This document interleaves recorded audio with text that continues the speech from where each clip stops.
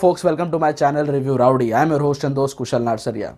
दोस्तों, ऐसा बहुत ही कम टाइम होता है when I finish a movie and I am completely left speechless, I am completely left spellbound. Specially Bollywood में ऐसी बहुत ही कम मूवीज़ बनी हैं जो मुझे इस हद तक इम्प्रेस करती हैं कि मैं उस मूवी का, उसके मेकर्स का, उसकी परफॉर्मेंसेस का कायल हो जाता हूँ। मेरे पास शब्द नहीं बचते कि मैं अगर उन मूवीज़ का कंटेंट रिव्यू करूं तो मैं तारीफ़ किस हद तक करूं, क्योंकि वो उस हद की मूवी होती हैं, उस लेवल का रिसर्च होता है, उस लेवल का कंटेंट वो लोग लेकर आते हैं। आज काफ़ी टाइम बाद फिर से मेरे साथ ऐसा हुआ when I decided to watch and review Bhosle. ये मूवी 2 साल से बन के पड़ी हुई थी, अलग अलग फिल्म फेस्टिवल्स में इसको भेजा गया, बहुत सारे अवार्ड्स ये ऑलरेडी जीत चुकी है। अनफॉर्चुनेटली यहाँ पर हमारे ही देश में हमारी ही मूवी के लिए कोई टेकर्स नहीं मिले। किसी एग्जीबिटर ने इसको ख़रीदना सही नहीं समझा, प्रॉफिटेबल नहीं समझा। इसकी स्क्रिप्ट की अगर मैं बात करूँ तो वो तो कई सालों से लिखी हुई पड़ी थी, कोई मेकर्स ही नहीं मिल रहे थे, कोई टेकर्स ही नहीं मिल रहे थे। तब जाकर मनोज बाजपेयी सर ने डिसीजन लिया कि वो खुद इस फिल्म को प्रोड्यूस करेंगे। He is one of the producers in this movie. ये मूवी 2 साल से बन के पड़ी हुई है, हमें ही देखने नहीं मिली, ना थिएटर्स में आई।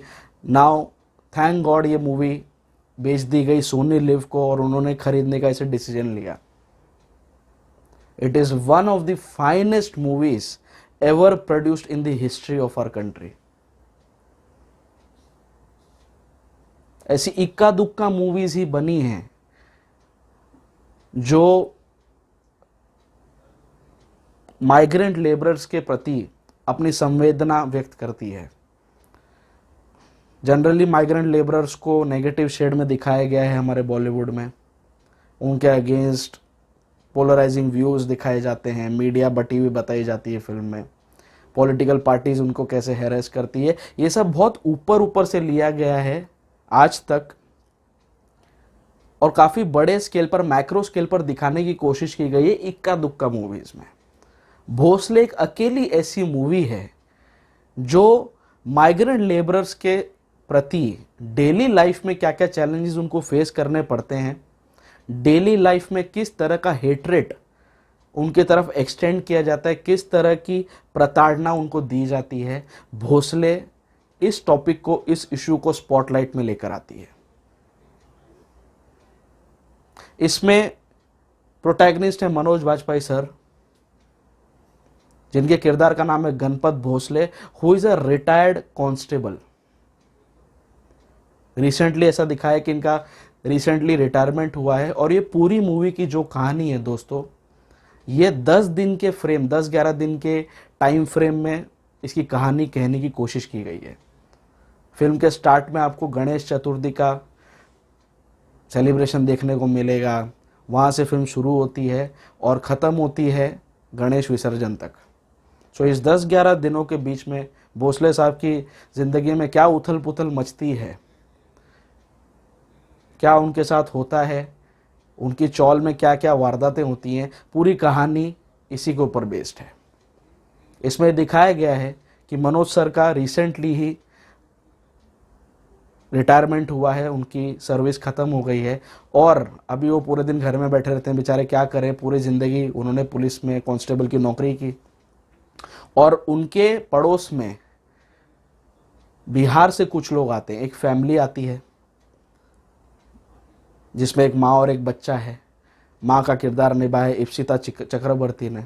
ये लोग आते हैं वहाँ पर, ये लोग रहते हैं, कोशिश करते हैं चौल वालों से दोस्ती करने के लिए, but the entire chawl is been dominated by Maharashtrian community. Mumbai based chawl बताई है, पूरी कहानी मुंबई की है और पूरी चौल में 95% लोग महाराष्ट्रियंस रहते हैं। और जब ये लोग यहाँ पर आ जाते हैं तो किस तरह का इनको सोशल आइसोलेशन झेलना पड़ता है, किस तरह से इप्सिता को नीची निगाहों से देखा जाता है, किस तरह से उसके बेटे को ये लोग टॉर्चर करते हैं, किस तरह से गुटबाजी करती है, पूरी पिक्चर इसके ऊपर बेस्ड है दोस्तों। आगे जाकर कुछ सिचुएशंस ऐसी पैदा होती हैं कि मनोज सर के कैरेक्टर भोसले साहब और इनके पड़ोसी के बीच में कुछ इमोशनल कनेक्ट बिल्ड होना चालू हो जाता है, इनकी दोस्ती हो जाती है, और आगे जाकर क्या क्या होता है ये आप देखेंगे। That is totally unexpected, totally which is not been seen till now. ये इशू को किसी ने डिटेल में एड्रेस ही नहीं किया। माइग्रेंट लेबर्स के अगेंस्ट जिस तरह की डेली लाइफ में उनको हैरेस किया जाता है, जो सिर्फ यहाँ पर कमाने आए हैं। मुंबई में वो लोग सिर्फ कमाने आए क्योंकि उनके गांव में, उनके जहाँ पर शहर में, वो छोटा शहर है जहाँ पर यूपी बिहार में जहाँ पर भी वो रहते हों, and not only UP Bihar, इसमें तो यूपी बिहार का बेस लिया गया है, बट जो भी माइग्रेंट लेबरर्स, चाहे वो बंगाल से आए, बांग्लादेश से आए, जो भी आए, वो मुंबई में और दिल्ली में भैया कमाने आता है, क्योंकि उनके वहाँ पर कमाई के ज़्यादा साधन अवेलेबल नहीं है। वो अपने काम से काम रखते हैं। और जनरली आज तक जो भी मूवीज़ बनी हैं जिनमें इस इशू को थोड़ा ऊपर ऊपर से टच किया, उसमें इनको नेगेटिव लाइट में दिखाते हैं। जो माइग्रेंट लेबरर्स है, या तो ये लोग रेपिस्ट होते हैं, या तो ये लोग कोई क्राइम में इन्वॉल्व रहते हैं। इस तरह का जो वेब सीरीज़ भी आजकल बनाते हैं, वो इस तरह के इस नोट पर जाती है। For the first time Bhosle's address such an issue पूरी निष्पक्षता के साथ। Bhosle movie as an audience आपको मजबूर करती है खुद सोचने पर कि जो भोसले साहब के साथ हो रहा है फिल्म में, जो माइग्रेंट लेबरर्स के साथ किया जा रहा है, इसमें गलती किसकी है? क्या उन लेबरर्स की? क्या हमारे समाज की? क्या हमारा माइंडसेट की गलती है कि भाई हम लोग ने आज तक इनको इसी लहजे में और इसी तरह से इनको देखा है, हमको ये क्रिमिनली दिखाई देते भैया। इसकी बहुत अच्छी बात मुझे ये भी लगी कि जो माइग्रेंट लेबरर्स है, जो इप्सिता का कैरेक्टर है, she is also a doctor in a hospital, तो पढ़ी लिखी है। साथ ही साथ इसमें कैमियो अपीयरेंस में हमारे बहुत ही मशहूर हथौड़ा त्यागी उर्फ अभिषेक बैनर्जी भी हैं। उनको भी एक दो डायलॉग्स, बहुत कम छोटा रोल है उनका, लेकिन एक दो डायलॉग्स उनको इंग्लिश में बोलते हुए दिखाए। तो द मेकर्स हैव सिग्निफाइड कि ये लोग भैया आते तो ऐसा नहीं गजोदर भैया की तरह वो का चाहिए का नहीं चाहिए यही सब करते रहते। They are also educated, maybe at a base level, and they are here to work. सिर्फ ऐसा नहीं कि लोग कुछ क्राइम करने आए, गंदगी फैलाने आए। जो जनरली इस कम्युनिटी के अगेंस्ट कमेंट्स दिए जाते हैं, कई सारी पॉलिटिकल पार्टीज का यही धंधा है दिन रात कि भाई माइग्रेंट लेबरर्स को यहाँ से भगाओ और हमारे लोगों को काम दो। सो ये जो जुमले बनाते हैं, जो ये लोग नारे लगाते हैं, वो सारी बातें इस फिल्म में बहुत अच्छी तरह से एड्रेस की गई है। वो सारे नारे इसमें यूज किए गए, which makes this movie very relatable. जो यहाँ पर प्रॉपर मुंबईकर है, उसने ऐसी चीज़ें जो फिल्मों में जो इस फिल्म में दिखाई है, वो काफ़ी ज़्यादा रिलेट कर पाएगा अपने आप को इस फिल्म से।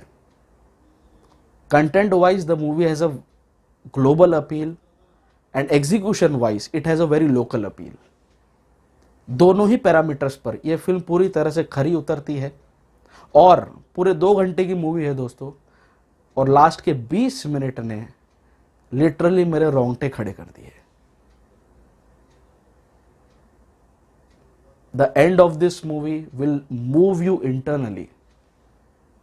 It's a masterpiece which shouldn't be missed at any bloody cost. ये फिल्म मल्टीप्लेक्स में आती है तो मल्टीप्लेक्स में फिल्म ज़रूर चलती। आजकल audience, multiplex audience at least prefers this kind of cinema. At least break even तक तो मनोज सर पहुंच ही जाते हैं।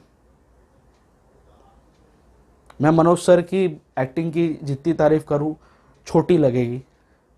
He is a bundle of talent. He is a bundle of talent. कई सारे सीन्स में मनोज सर के कैरेक्टर को देखकर मुझे उनके खुद्दूस के कैरेक्टर की याद आ गई, गली गुलैया वाले। आई एम श्योर आपको ये मूवी नहीं पता होगी, गली गुलैया। जो लोग सीजन मूवी बफ्स हैं उनको ये फिल्म पता है। It is also a masterpiece.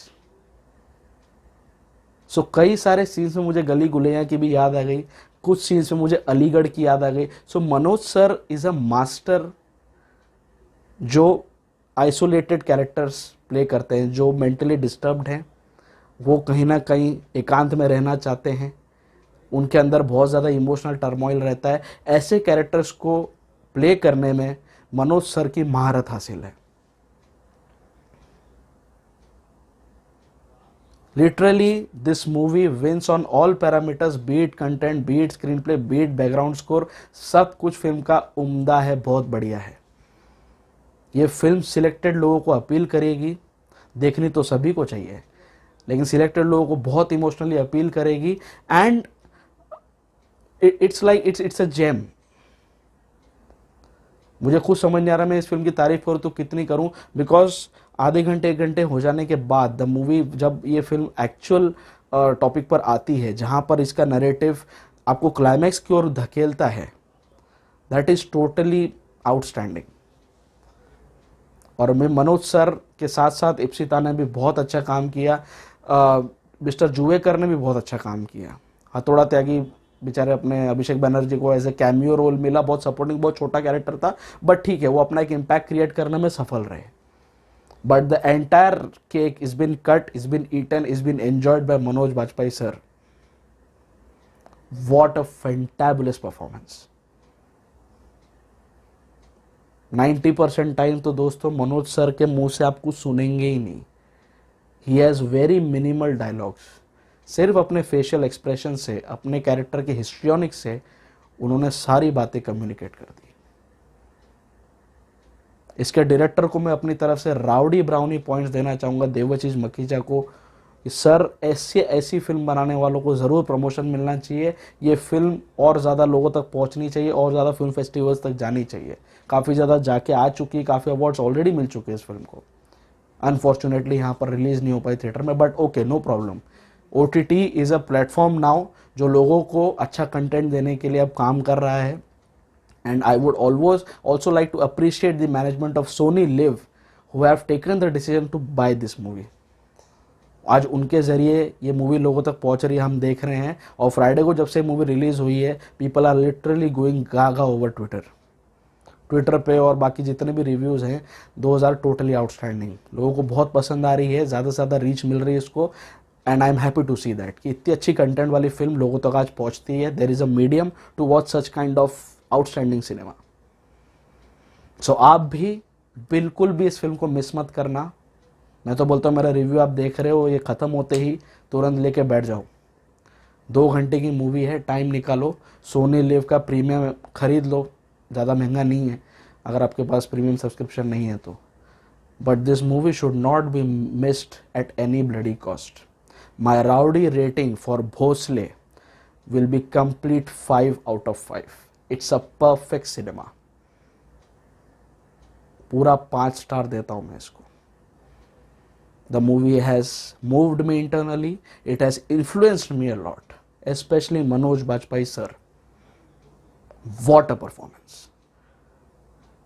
So तुरंत इस मूवी को देखो, और आप देखने के बाद आपको ये मूवी कैसे लगी प्लीज़ नीचे कमेंट बॉक्स में ज़रूर मेंशन करना।